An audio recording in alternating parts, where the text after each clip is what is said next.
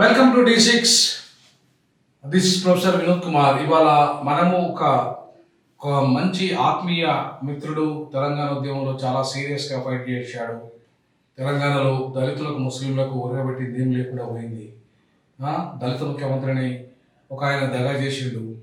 ముస్లింలకు ఏమాత్రము గౌరవం ఇవ్వని పరిస్థితులలో ఇవాళ తెలంగాణలో ఒకవేళ ఎంఐఎం పార్టీ ఉన్నది కాబట్టి ఆకాశ 8 మంది ఎమ్మెల్యేలు ఒక ఎంపీ గెలవగలిగిండు. ఒకవేళ అదే కనుక లేకపోతే ఆయనతో ముస్లింలకు ప్రాతినిధ్యం వచ్చే అవకాశమే లేకుండా పోయి ఉండేది. కాబట్టి అంటే ఇవాళ తెలంగాణలో ప్రధానంగా హైదరాబాద్లో జిహెచ్ఎంసీ పరిధిలో ఇవాళ ఒకప్పుడు నిజాం స్టేట్లో అంబేద్కర్కు నిజాంకు బాసటగా నిలవడం కారణంగా అంబేద్కర్ ఇలా ఈ ఆర్ట్స్ కాలేజ్ నిర్మాణంలో చాలా ఆయన పాత్ర ఉంది. అట్లాగే దళితులకు ₹1 కోటి విదేశీ నిధి నిజాం ఇవ్వగలిగిండు. ఇవాళ దళితులకు ప్రత్యేకంగా నిజాము చేసిన గొప్ప సేవ ఏంటంటే విద్యానిధులు కేటాయించడం, ప్రత్యేక పాఠశాలలు పెట్టడం, అంతేకాకుండా వాళ్ళకు ఇనాం బహులు వేయడం, ఇట్లా అనేక రకాల డెవలప్మెంట్ నిజాం హయాంలో దళితులకు జరిగింది. కానీ ప్రస్తుత ప్రభుత్వంలో ఉన్న భూములు గుంజేసుకున్నారు. నిజాం ఇచ్చిన భూములను దళితులను గుంజేసుకున్నారు. అట్లాగే ఒకప్పుడు నిజాం హయాంలో 63% ఉస్మానియా విశ్వవిద్యాలయంలో ఉద్యోగులు ముస్లింలు ఉంటే ఇవాళ 3% పడిపోయింది. అంటే ఇవాళ కనీసం నిజాము ఏదైతే ఉస్మానియా ఎంబ్లంలో నిజాము అది ఏమంటారు దాని కిరీటం ఉందో దాన్ని కూడా తీసేసాడు. అసలు నిజాం ఒక ద్రోహిగా, దొంగగా, ముస్లిం సమాజం దొంగలుగా, ద్రోహులుగా వాళ్ళందరినీ ఇవాళ ఏది ఉగ్రవాదులుగా నెట్టేసే ప్రయత్నము ఇవాళ జరుగుతుందని. సో ఈ క్రమంలో దాన్ని సీరియస్గా ముస్లింలు ఎదుర్కొంటున్న సమస్యలేంది హైదరాబాద్లో, ముఖ్యంగా తెలంగాణ సమాజంలో, తెలంగాణ ఉద్యమంలో ఇంత కొట్లాడిన ముస్లింలకు వచ్చింది ఏంటిది? రేపు ఈ జిహెచ్ఎంసీ పరిధిలో బాబాసాహెబ్ అంబేద్కర్ ఏదైతే హైదరాబాద్ని సెకండ్ క్యాపిటల్ చేయండి, ముస్లింలతో కలవండి, ముస్లింలు దళితులు ఒక్కటే అని చెప్పేసి మైనార్టీలో పేరు అనేది ఇద్దరిని కలిపాడు అంబేద్కర్.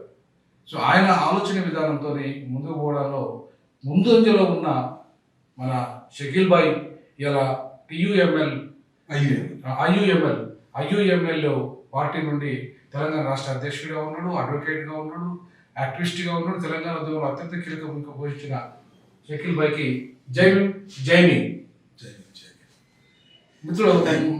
ప్రధాని ఇప్పుడు ముస్లింలు కీలకంగా ఎదుర్కొంటున్న సమస్యలు ఏంటి? తెలంగాణ ఉద్యమంలో ముస్లింలు ఇంత పెద్ద ఉద్యమం చేసినా కూడా, దేశ స్వతంత్ర ఉద్యమంలో కూడా వాళ్ళ పాత్ర ఉన్నా కూడా ఎందుకు వాళ్ళకు రాజకీయ ప్రాతినిధ్యం కానీ మిగతా ప్రాతినిధ్యం కానీ కల్పించలేకపోయారు? ఇప్పుడు మీరు చెప్పినట్టు నిజాం పాలకులు ముస్లింల అంటే ఒక హిస్టరీని చూస్తే కనుక ఈరోజు వాతావరణం ఎలా ఉందంటే ముస్లింలను ప్రత్యేకంగా దళితులను ముస్లింలను గౌరవం లేకుండా వాళ్ళకు రక్షణ లేకుండా పోయిందండి. ఈ సమాజంలో మనం ఎందుకుంటున్నాం అంటే ఈ మతోన్మోదాలు అంటే ఇంతకుముందు లేవు. కులమత విభేదాలు లేకుండా నిజాం అయినా ఇక్కడ ఉన్న వేరే పాలకులైనా అలా నడుచుకుంటా ఆంగ్లో అంటే బ్రిటిషర్స్ కూడా ఇక్కడ అలా ఏదైతే ఈ బీజం అయితే వేస్తున్నారు మతోన్మదాల బీజం ఇలా లేకుండే ఇప్పుడు ముస్లింలు దళితులు సమానంగా ఉన్నారు. ఎందుకంటే ఈ రోజు ప్రత్యేకంగా చూడండి మీరు మనకు ప్రజాస్వామ్యము, లౌకికవాదము ఇది చాలా మనకు ఇప్పుడు ముప్పు వచ్చేటప్పుడైంది. ఈ ముప్పు అంటే ప్రత్యేకంగా ముస్లింలే కాకుండా దళితులు ముస్లింలు ఒక కాంబినేషన్లో ఇప్పుడు ఎందుకంటే మన జనసాంద్రత మన పాపులేషన్ ఎక్కువ ఉన్నది. ఇప్పుడు బయట నుంచి వలస వచ్చిన వాళ్ళు ఇక్కడ మొత్తం పాలకులు అయ్యారు. దళిత ముస్లింలు ఇప్పుడు ఇక్కడ విదేశ మూలవాసులు ఇక్కడికి వచ్చి ఇప్పుడు రాజ్యం వెళ్తున్నారు. మనం హక్కుదారులైన మనము ముస్లింలు దళితులము చాలా ఇప్పుడు కష్టాల్లో ఇప్పుడు మనం ప్రయత్నిస్తున్నాము. దేశానికే ఇది ముప్పండి. మతోన్మాదం ఏదైతే ఈరోజు మన దేశంలో ఉన్నదో అది చాలా ముప్పు. రాజ్యాంగము ఉన్న తర్వాత కూడా ఇప్పుడు మీరు చూడొచ్చు రాజ్యాంగంలో ఉభయ సభలలో మాటలమండి ఇది మన బాబాసాహెబ్ భీమరావు అంబేద్కర్ గారిని దూషించడము, అలా చెప్పడము, మన రాజ్యాంగాన్ని ఆవేదన పెట్టినట్టు కదా ఇలా చెప్పడము అంటే రాజ్యాంగ నిర్మాతలనే వీళ్ళు అజ్ఞానం వాళ్ళకు ఎంత ఆ దృష్టి అంటే ఏ దృష్టి ఉండే వాళ్ళకు ఆ విజన్ వాళ్ళది రాజ్యాంగ నిర్మాతం చేసిన తర్వాత ఇప్పుడు ఈ పాలకులు వచ్చి ఈ దేశాన్నే చిన్నాభిన్నంగా చేస్తున్నారు. దేశాన్ని ప్రజాస్వామ్యాన్ని లౌకికవాదాన్ని మొత్తం ఇప్పుడు ప్రత్యేకంగా ముస్లింలను చూడండి. ముస్లింలను మతం పేరిట వాళ్ళు ఏం తింటారు, ఎలా ఏ వేష భాషను వాళ్ళు ఉన్నది, దీనిపైన ఇప్పుడు రాజకీయం నడుస్తున్నదండి. ఇక్కడ డెవలప్మెంట్ అనేది లేనే లేదు. ఈవెన్ దళితులు కూడా బీఫ్ తిన్నా కూడా, దళితులు గుర్రమెక్కినా, దళితులు మంచి డ్రెస్ వేసుకున్నా చంపేస్తున్నారు.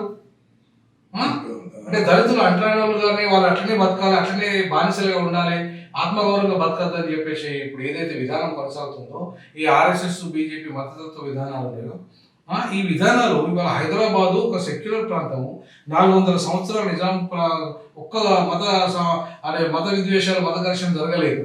అట్లాంటి ప్రాంతాలని ఇవాళ వాళ్ళు కబ్జా చేసుకుంటూ ఇవాళ విద్వేషాలు రెచ్చగొట్టుకుంటూ ఒకవైపు బీజేపీ, ఒకవైపు మరొక వైపు ఎంఐఎం ఇద్దరు కూడా ఇవాళ మత విద్వేషాలు రెచ్చగొట్టే విధంగా ఇవాళ మన అంటే పేద ముస్లింలను కానీ, అటు బీజేపీ పేద బీసీలను కానీ, పేద దళితులను కానీ రెచ్చగొట్టి ముస్లింల మీద ఇవాళ హైదరాబాద్లో కానీ, మిగతా దేశంలో కానీ, రాష్ట్రంలో కానీ ఇంత ఘోరాతి ఘోరంగా ఇవాళ ఈ విద్వేషాలు రెచ్చగొట్టిన చరిత్ర ఇవాళ ఈ ఆర్ఎస్ఎస్ బీజేపీకి ఉంది. కాబట్టి ఇట్లాంటి క్రమంలో మనం రేపు హైదరాబాద్లో ఏ రకంగా ముందుకెళ్ళాలి, ఏ రకంగా మనం హైదరాబాద్లో బాబాసాహెబ్ అంబేద్కర్ కోరుకున్న సెక్యులరిజాన్ని, సామ్యవాదాన్ని, సామాజిక ఆర్థిక రాజకీయాన్ని కోరుకోవాలి, సెకండ్ క్యాపిటల్ ఎట్లా చేయాలి, ఎట్లా రేపు జిహెచ్ఎంసీలో దళిత మేయర్ని మనం అది చేసుకోవాలనే అంశాలను మాట్లాడదాం.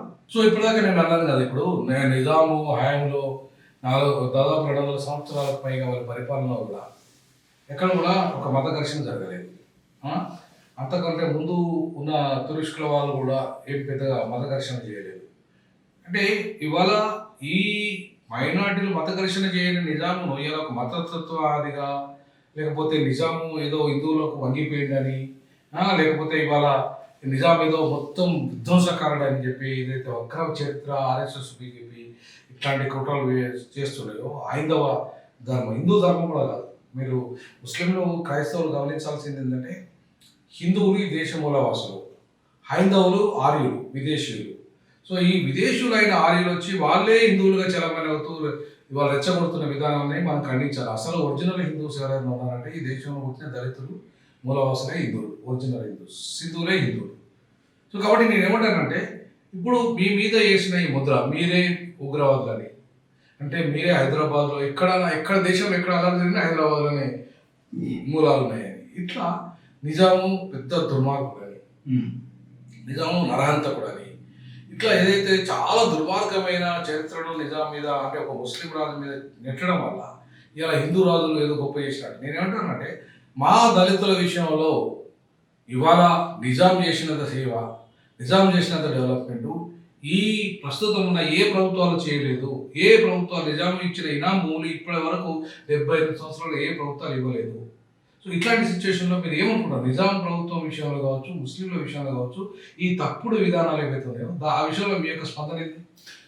చూడండి, ఇప్పుడు నిజాం పాలన ఏదైతే ఉన్నదో, నిజాం పరిపాలించింది లౌకికవాదం మీద ఎక్కువ. అంటే ఇప్పుడు చూడండి, మనం ఈ కాలంలో ఇప్పుడు రాజకీయం నడుస్తున్న తరుణంలో మనం ఆ పాతకాలను చూస్తే మనము ఊర్లలో వరుసలు పెట్టుకుని పిలుచుకునేటోళ్ళం. దళితులు, ముస్లింలు అలా విభేదాలు లేకుండా, అంటే మనం ఒకరు అడుగుజాలో ఒకడు మనము దేశ పురోగతికి మనం పనిచేసినాము, పాటుపడ్డాము. అందుకని మనం దేశము స్వాతంత్రాన్ని సాధించుకున్నాము.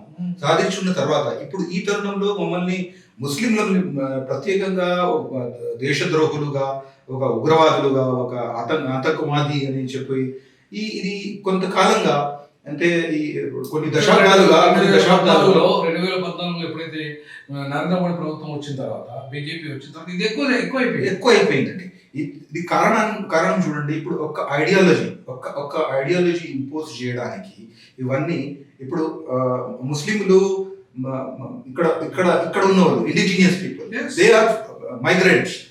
వాళ్ళు వచ్చి ఇప్పుడు పరిపాలించి ఇక్కడ మన దేశాన్ని మొత్తము కూలగొట్టడానికి, మన వ్యవస్థని కూలగొట్టడానికి, మన ఆచారాలను, మన సిద్ధాంతాలను, మన కల్చర్ని మొత్తం చిన్నాభిన్నం చేయడానికి ఇది ఒక పన్నాగంతో, అంటే ఆర్ఎస్ఎస్ బీజేపీ ఒక పన్నాగంతో ఇప్పుడు మొత్తం హిస్టరీనే డిస్టార్ట్ చేసి హిస్టరీని వేరే విధంగా వాళ్ళకి అనుకూలంగా రాసుకోవడానికి. ఇప్పుడు చూడండి ఎంత ధైర్యం అండి ఒక హోమ్ మినిస్టర్కి.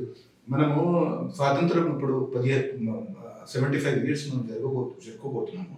ఇప్పుడు ఈ కాలంలో ఒక home minister, union home minister, ఇలా బాబాసాహెబ్ అంబేద్కర్ ఎవరైతే రాజ్యాంగ నిర్మాత ఉన్నాడో ఆయన గారి గురించి ఇలా ఇలా మాట్లాడడము అంటే 7 జన్మలు నువ్వు 30 జన్మలు అంటే 100 జన్మలు నువ్వు పుట్టినా కూడా ఆ స్థాయికి ఎదగలేవు. బాబాసాహెబ్ అంబేద్కర్, భీమరావు అంబేద్కర్కి ఆ స్థాయికి ఎదగలేవు. ఏ దృష్టి అంటే ఈ పెట్టుకొని ఆయన మొత్తం ఇట్లా చేశారు.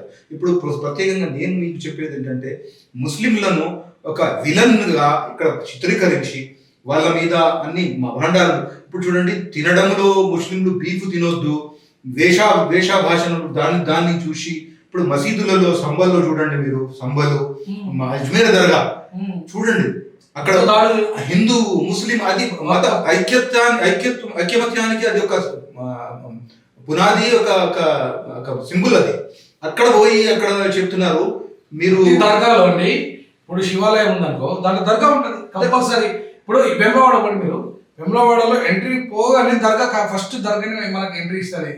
అంటే శివాలయంలో హిందూ ముస్లింలు కలిసి దేవుళ్ళని పూజించుకుంటే సంస్కృతి మనకు వేల సంవత్సరాలుగా వస్తుంటే, ఇవాళ ఈ ఆర్య విదేశీయులు ఎవరైతే ఉన్నారో రామాలయ పేరు మీద ఇవాళ ముస్లింలు దొంగలు, ద్రోవులు, దుర్మార్గులు అని చెప్పి ఈ రెచ్చగొట్టే విధానం ఏదైతే ఉందో, ముఖ్యంగా ఉత్తరాది విధానము, ఈ ఆర్య సంస్కృతి విధానం ఏదైతే ఉందో, ఇది దుర్మార్గమైన విధానం. ఇది హిందూ మతానికి వ్యతిరేకమైన విధానం. ఇది హైందవ ధర్మానికి, ఇది ఆర్య సంస్కృతికి, ఈ వర్ణ ధర్మానికి, కుల ధర్మానికి ఇలా మతం పునాదిగా, కులం పునాదిగా ఈ దేశాన్ని విచ్ఛిన్నం చేసి సర్వనాశనం చేసి ఈ రాజ్యాంగ నిర్మాతను అవమానపరిచి ఈ దేశాన్ని ప్రజాస్వామ్యాన్ని కూలి చేసేసి నియంతృత్వాన్ని తీసుకొచ్చే కుట్రలో భాగంగానే ఇలా దళితులను, ముస్లింలను ఇవాళ వాళ్ళని దేశద్రోహులుగా చిత్రీకరించే ప్రయత్నం జరుగుతుంది. ఖచ్చితంగా ఈ ఇద్దరు కూడా ఈ ముఖ్యంగా దక్షిణాదిలో ఉన్న హైదరాబాద్ ఏదైతే ఉందో సెక్యులర్ ప్రాంతము, హైదరాబాదు ఢిల్లీ కమ్యూనల్ ప్రాంతము, హైదరాబాద్ సెక్యులర్ ప్రాంతము. ముఖ్యంగా హైదరాబాద్ దేశాన్ని రెండోసారిగా చేయమని అంబేద్కర్ ఇది సెక్యులర్ ప్రాంతం అని చెప్పాడు. ఇక్కడ అన్ని మతాలు సమానంగా చూస్తారని చెప్పాడు. ఢిల్లీ ఉత్తరాది అంతా కూడా కమ్యూనల్, అక్కడ మతతత్వం ఉంటుంది, అక్కడ ఉత్తరాది ఆధిపత్యం ఉంటుంది, హిందుత్వ ఆధిపత్యం ఉంటుంది. కానీ ఇక్కడే సెక్యులర్ అన్ని మతాలను సమానంగా గౌరవించే ప్రాంతం హైదరాబాద్ అని చెప్పాడు, దక్షిణాది అని చెప్పాడు అంబేద్కర్. సో అంబేద్కర్ అడుగుజాడలో నడుస్తున్న ఈ ప్రాంతాన్ని, రాజ్యాంగం అడుగుజాడలో నడుస్తున్న ఈ ప్రాంతాల్లో కూడా ఇవాళ కబ్జా చేయడానికి నెక్స్ట్ ఏంటంటే మహారాష్ట్ర తర్వాత వాళ్ళ టార్గెట్ తెలంగాణలో ప్రధానంగా హైదరాబాద్. సో ఈ రేపు వాళ్ళు జిహెచ్ఎంసీ ఎన్నికల్లో టార్గెట్ చేశారు వాళ్ళ ఈ హిందుత్వ శక్తులు. అవునండి. ఇప్పుడు ఇక్కడ కొన్ని ముస్లిం పార్టీలు కూడా వాళ్ళకు తోడుపడి వాళ్ళకు అంటే ఒక ఆక్సిజన్ ఇచ్చే పని కూడా వాళ్ళు చేస్తున్నారు. ఇప్పుడు మీలాంటి పెద్దలు, మీరు ప్రొఫెసర్ కాబట్టి మీలాంటి పెద్దలు ఒక హిందూ ముస్లిం కాంబినేషన్ అంటే దళిత ముస్లిం కాంబినేషన్ ఒకరిని అలా హిందూ ముస్లిం కూడా కరెక్టే అండి. హిందూ అంటే మనము ఇప్పుడు వాళ్ళు హైందవులు, వాళ్ళు హైందవులు, ఆర్యన్స్, దట్టు మనుస్మృతి మన ధర్మవాదులు. ఇలా మనల్ని ఇక్కడ ఈ స్టేట్ లో కాకుండా ఈ ప్రత్యేకంగా రాబోయే ఎలక్షన్స్ లో కూడా ఒక దళిత ముస్లిం కాంబినేషన్ లో మనము ముందుకెళ్ళి మీలాంటి వాళ్ళు ఒక ఉద్యమం లీడ్ చేస్తే గనక ఒక మనం ఒక దళిత మేయర్ జిహెచ్ఎంసీకి మొదటి దళిత మేయర్ కావాలండి. ఎందుకంటే ఇప్పటివరకు ఒక ఓసీ మేయర్ అయింది, ఒక లేడీ కార్తికారెడ్డి గారు అయ్యారు, అట్లాగే 2 బీసీ మేయర్లు అయ్యారు, అలాగే ఒక మైనార్టీ మేయర్ అయ్యారు. ఇప్పుడు ఖచ్చితంగా ఒక దళిత మేయర్ కావాలి. దానికి ముస్లిమ్స్ తోడైతే 100% దళిత మేయర్ అవుతారు. తప్పకుండా అదే నేను చెప్పేది కూడా అదే. ఇప్పుడు దళితులను, ముస్లింలను వాడుకోవడము అంటే ఎలక్షన్స్ లో వదిలేద్దాం. ఇప్పుడు దళిత ముఖ్యమంత్రిని చేస్తానంటారు, చేయరు. రాజ్యం అంటే పవర్ లో వచ్చేస్తారు, ముస్లింలను 12% రిజర్వేషన్ ఇస్తారంటారు.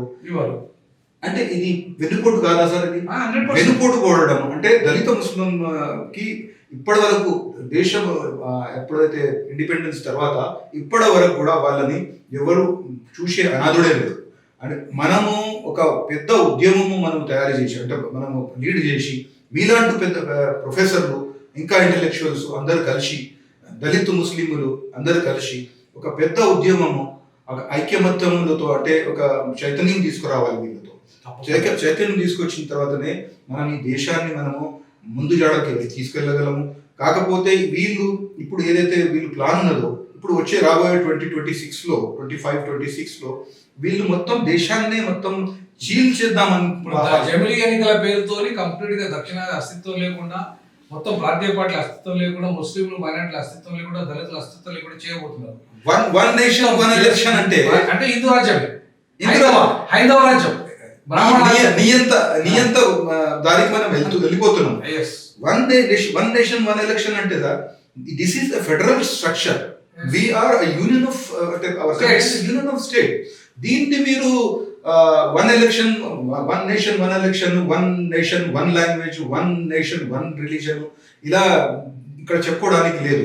మన భీమరావు బాబా సాహెబ్ అంబేద్కర్ గారు ఏదైతే రాశారో రాజ్యాంగం, దాన్నే మనం ఒక హోలీ బుక్ లో పాటించి మనం ముందుకు వెళ్ళాల్సిన అవసరం ఇది హోలీ బుక్, ఇది మనకు హోలీ బుక్ అంటే ఇది రాజ్యాంగము.